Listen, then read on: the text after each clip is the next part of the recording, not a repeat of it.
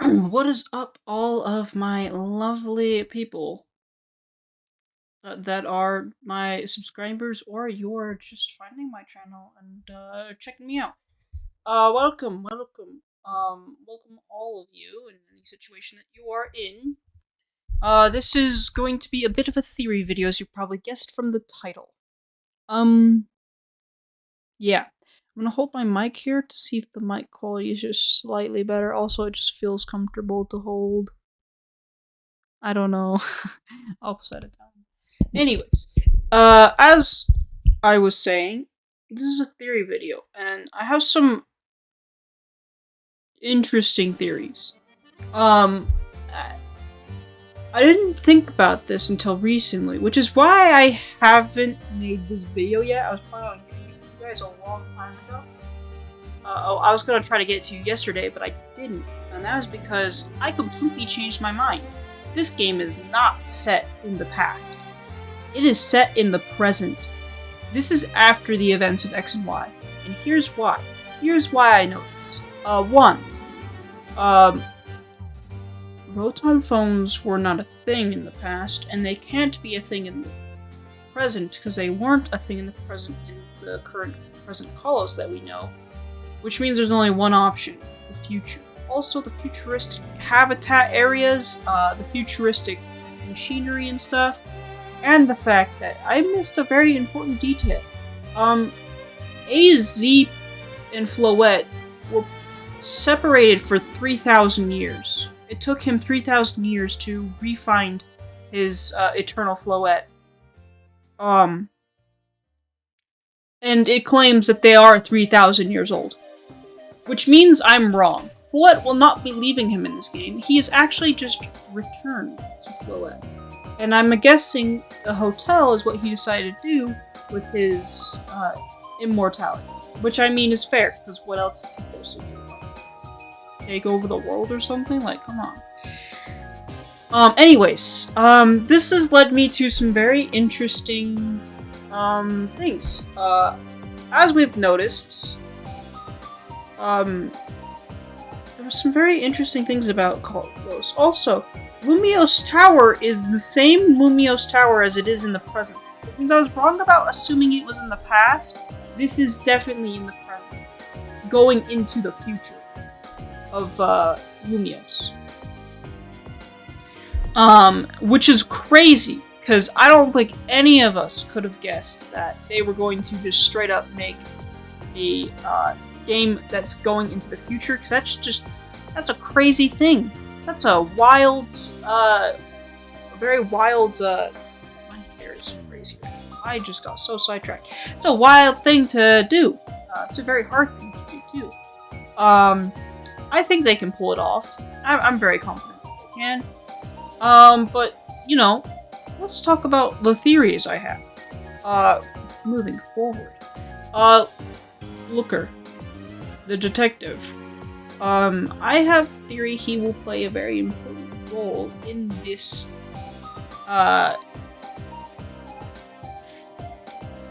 thing. I can speak. Let me think. Yes. What I meant to say is going to be a very important role in the story. That's the word I was looking for. I don't know why I couldn't think of it. And here's why.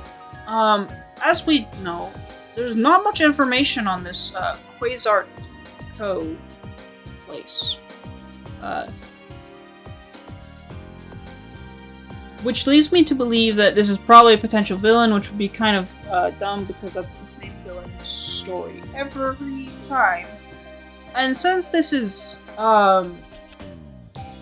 you know, a theory video, my theory is this doesn't take place in the present at all. Like, this is the future Kalos going further into the future. And here's why I believe this. The main male protagonist still does look like Sycamore. And I meant to use the word ancestor in my last video, but I think I did use the word descendant. And I think that is more accurate. I believe our male protagonist, is a descendant of Professor Sycamore. And then my friend, helped me, commented, he helped me realize a very important detail. I'll probably be putting like little pictures here and there so you guys can kind of see what I'm looking at and thinking to kind of give you guys a bit of a view. But if I go to my video here, I probably won't. Actually, I will probably put it. I won't. Grace, which is your mom in the X and Y games, or Serena's mom in the anime, does have a very high similarities to the female protagonist. The female protagonist also has some similarities to Serena herself. So it's very plausible that that character is a descendant from those two characters. Assuming that's how. That's just what we're gonna go with. So no one go like, no. Don't comment. Well, technically speaking, Serena's not actually 100% the mom, 100% the daughter of her, because in the games you can do both. I don't care. We're gonna go off with this because this is the most logical reasoning. For logical, as in it is logical for. It's just logical thinking. I don't know how to explain it. Just take it, okay? Just take it as it is. They're descendants of those two characters. Why? I think, probably because those two characters are, I don't know why I was gonna go into the why. I don't know. No one knows. Anyways, also they changed the battle mechanics. And if you pay very close attention to the way the battle mechanics work, in that little part, it shows, an arena, being used, which means Pokemon has already been pretty well established, and the fact that we also have, like, modern-day Pokeballs is another good giveaway to this game being a game from the modern times to future times. How modern, we don't really know, like, how far the events of this game and, X and Y are. But that also means, well, that my theory about Zygarde was partially incorrect. I still do believe the story will probably have to do something with Zygarde portraying the redevelopment as a endangerment to the environment. I still believe that's a very strong theory, because otherwise that little piece of information would not be needed on the website. I have a feeling that information is there for a reason. I just don't think AZ will be the cause of this. I feel like it could actually be Quasar Code. And it may not be because they're the villains, but just because they may make a mistake. As we know that they're trying to redevelop Lumio City, things could happen. Mistakes can happen. And I believe a mistake will cause anger to Zygarde. Also, Mega Zygarde is almost 100% happening in this game. I don't care what any of you guys say. It is, and here's why.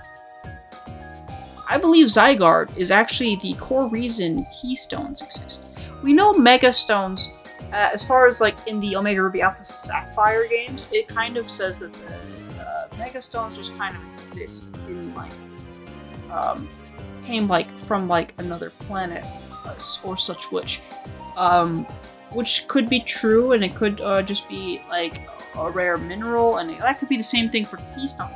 But Keystones are a little different to Mega Stones, which we all know. Keystones cannot be used by Pokemon, but rather by the humans. And what better Pokemon would be able to create such a power other than Zygarde? Zygarde kind of is like the balance Pokemon in a sorts, because it balances Xerneas, which is life, and Yveltal, that is death. Zygarde balances that, making him kind of like a balanced Pokemon, which means the only way to balance humans and Pokemon is by establishing a bond between them, hence the Keystone. That is the way to keep balance in the natural worlds of things between Pokemon and humans, which means I believe Mega Evolution is only possible between trainers, and this is very important that I use the word between trainers and Pokemon, is only possible thanks to Zygarde. I feel like Mega Zygarde is going to really show us how that works. Now, the reason I used trainers and Pokemon, because I believe Pokemon could still Mega Evolve without needing a trainer. Since Mega Stones aren't technically fully linked to the idea of the Keystone needing to be necessary. Because, I mean, Rayquaza has proven that a Keystone is not necessarily necessary. I believe Pokemon just have... It's hard for Pokemon to encounter Mega Stones, but that doesn't mean it's impossible for a Pokemon to Mega Evolve by itself. We don't really have... Rayquaza is kind of, right now, currently our only evidence of this being the case. But it also can Mega Evolve without a Mega Stone, so I mean, it's a whole different story. I honestly think calling Mega Rayquaza a Mega is kind of a lie. It's not really a Mega. It's more of a primal form than anything. Fight me in the comments if you dare, but it's real. I mean, if you think about it, its Mega does not function any less different than Primal Groudon and Primal Kyogre. Mega Rayquaza does not at all different from them in that way. The only difference is that they use Fancy Stones to Primal, and Rayquaza just Primals by itself. So yes, Rayquaza's Mega Evolution is most likely a Primal, but let's not get too much into that, because I don't think that's going to be too big of a thing. Now, I want to talk about the A of Legends is the A. A lot of people are saying, oh my gosh, it's probably going to be like a new legendary or something. Or Rayquaza or something crazy like that. Maybe the A is just to throw us off. No. I think the A has something else in mind. I believe the A stands for AZ. I believe AZ will be the man to uncover Zygarde's Mega using Eternal Floette. Eternal Floette is the only Pokemon of its kind, making it very special, and I believe we're about to get some very deep details about how just special this Pokemon is. And if you think about it, Eternal Floette's colors, I believe, are very reminiscent of Xerneas and Yveltal. So I think it is very plausible that Eternal Floette may be linked to Yveltal and Xerneas, which means it's very plausible that it could help all three of those legendary Pokemon access Mega Evolution. I don't necessarily think it would make sense for it to specifically be for Zygarde. I have a feeling Zygarde could always Mega Evolve and just chose not to because it's never needed to use that much power. But maybe because both of Xerneas and Yveltal Mega Evolved, it has no choice but to Mega Evolve to keep that balance and stop them from whatever rampage or something crazy like that is happening. Looker is going to be a very important part because he's going to be I bet he is going to try to, he is going to be the reason AZ, does, use Eternal Floette's power to Mega Evolve. Because since Looker is a very, curious fellow, as we know, and has actually a tendency for ending up in places without knowing how, his Sun and Moon, where he kind of traveled through ultra wormholes, ending up in Alola without knowing how he did it. He's got a bit of a tendency to be in places that he doesn't know, but he always seems to be in those places for a reason. I believe he's going to return to Kalos, specifically because, you know, this is going to be wild and crazy, but I think Zygarde wants him there. I think Zygarde, no, okay, scratch that. I went off trail and started just freelancing on that. The thing I was trying to say about Looker is going to be very important because he's the only detective-based character that we kind of know well in the Pokemon franchise. But also, the reason he's going to be very important is because of Emma. I believe. Yes, that is the character I'm thinking of, correct. Because I believe Emma could actually have a important role. I don't know if for those who played X and Y, there was a little bit of a storyline with her. And since this game takes place after that, potentially, we don't actually know. It could be during that. But if it took place after that, potentially, I don't know if we ever found out who caused that in the game. Did we? I don't know if we did.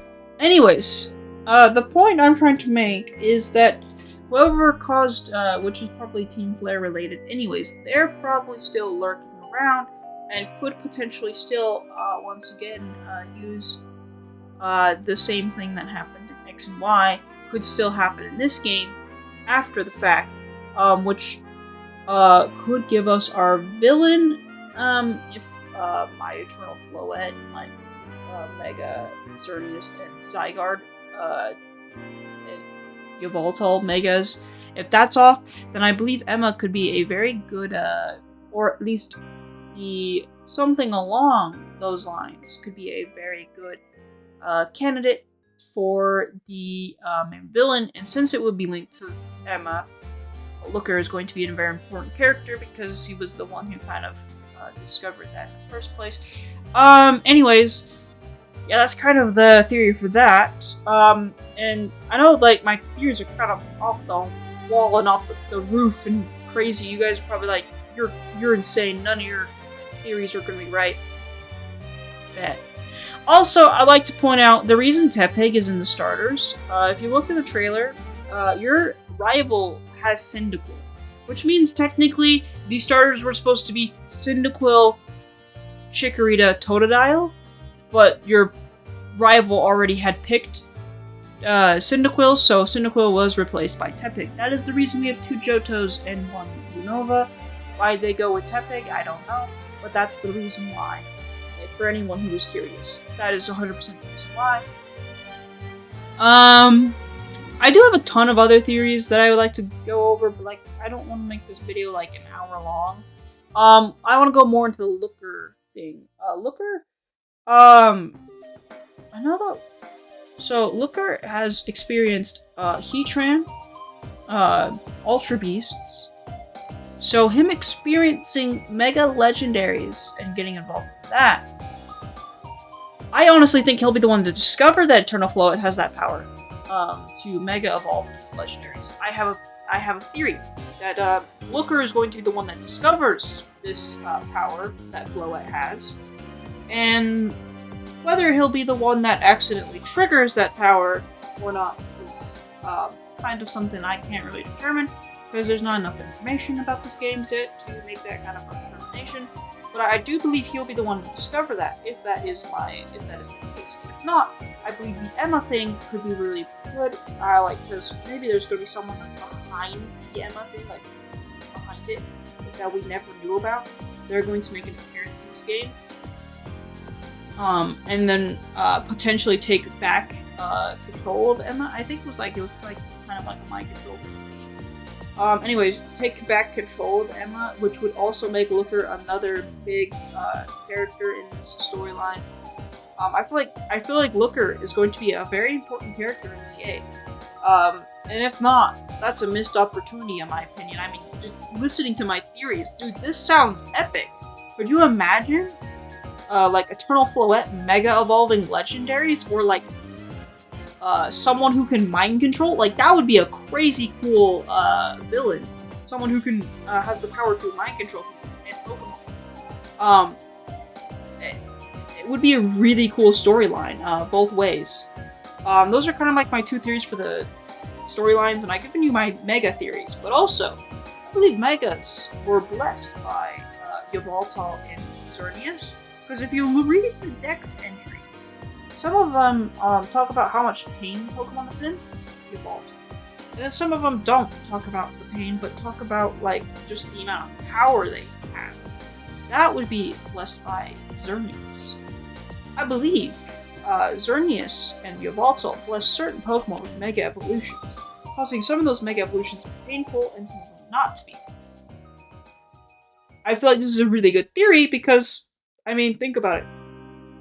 Every other gimmick has been caused by a certain Pokemon, so it only makes sense that those three have something to do with Mega Evolution. I mean, that's just a logical thinking here, because, I mean, Mega Evolution is very important and stuff. So, I also seen things about a new evolution.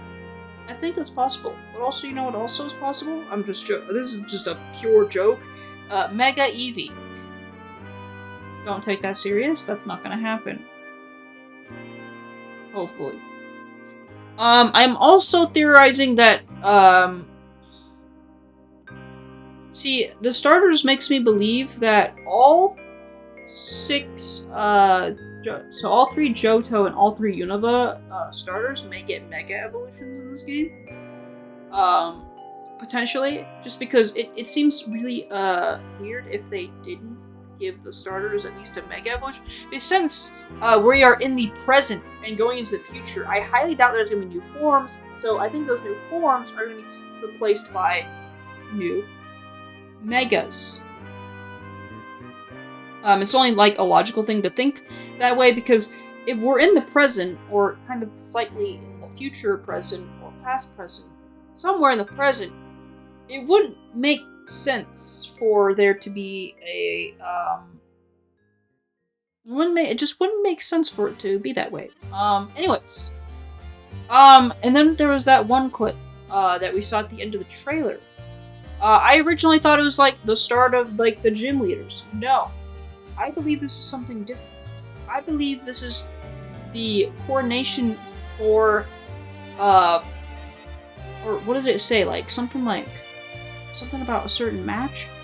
Let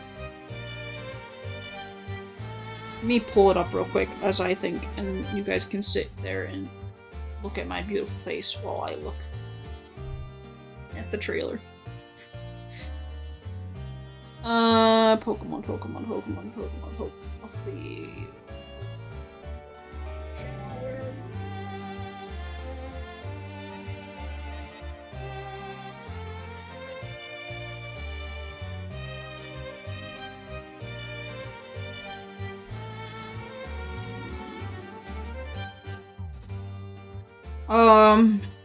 Yes, it's this trailer, I believe. Let me mute it, because, we don't need the... Okay, I got it pulled up, so let me see what it says. Promotion match. I believe, Clement has stepped down from being a gym leader, and this promotion match is going to be deciding the next gym leader of Lumio City. That's kind of my theory here, because that's the only thing that would make sense, and it would cause for a pretty cool part of the story if you could become a gym leader, which would also make more sense why you would become involved with the story of like villains and stuff. Potential mega legendaries, because if you're the gym leader, it's kind of your responsibility to protect Lumios, so it would involve you if you do get to become the gym leader in this game. This also allows for the feature of custom gyms to come in the game. I don't know if it will, or if it won't, but it is a possibility if I am right with you being able to become a gym leader in this game. And it's very possible. I mean, depending on how far in the future it is, because, I mean, it's been far enough for Sycamore to have a descendant, and, far enough away that they're using some crazy technology in this game. I don't know why I thought that was weird of me to think that. Yeah, no, this is definitely going into the future, game. I kind of think that's all my theories. For now. I can go more into depth, I just kind of want to make those individual videos. But this is kind of like my theory video. Yeah. So I definitely want to go more in depth on the Mega part, and more in depth on the Emma one, because I actually kind of really like that one. That one's really cool. And the Eternal Floette and stuff like that. I do want to get into more of that. But like, I don't want to make like this an hour-long video because I know that some people don't want to sit through that, and I also do not want to add photos and special effects for an hour-long video. So 25 minutes is probably what you guys are gonna be looking at. This excellent stuff. 26 minutes long. Anyways, I hope you guys enjoyed, and if you did, and you don't want to miss some of my future theories, please subscribe. It would mean a lot to me. I also would love if you guys would go and follow me on Twitch. That is twitch.tv/solokicks. I stream there mostly daily. I think the only days I don't stream are the days I upload videos or I'm tired, but then I let you guys know I will let you know probably in a way, shape, or form from now on if that is the case, but you can probably expect daily streams there. Not probably, you can expect daily streams there. Also, you can expect a video on the European Internationals. I think from now on, I'm going to go over all the events that happen in Pokemon and kind of like podcast it, I guess. I don't know. I don't have anyone to discuss it with, though, so probably not. If you are a Pokemon competitive fan and you would love to be in a podcast about that kind of stuff, let me know, because I'm so down to do it. I would love to do that, and that would make it really fun. But for now, I think I'll just stick it to by myself and not make it a podcast. But yeah, that is my video. And I hope you lovely people have a wonderful rest of your day. And I will catch you guys in the next one. Bye bye.